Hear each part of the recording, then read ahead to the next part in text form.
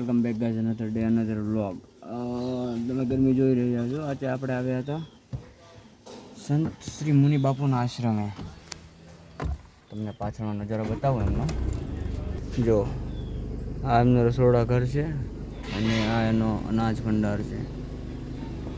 જોઈ રહ્યા છો તમે.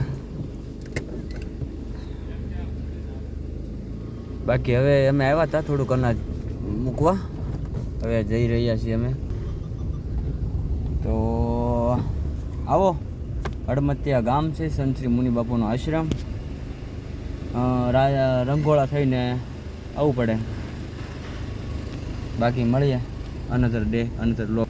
જો આ હજી ઉપરની સાઈડ એક ફ્લોર છે, અહીંયા બેસીને તમે આરામ કરી શકો છો સારો એવો. જો તમારાથી ભાવિ ભક્તો ત્યાં ઘણા બેઠેલા છે. ચાલો, થેન્ક યુ. મળીએ બીજા વ્લોગમાં. બાય.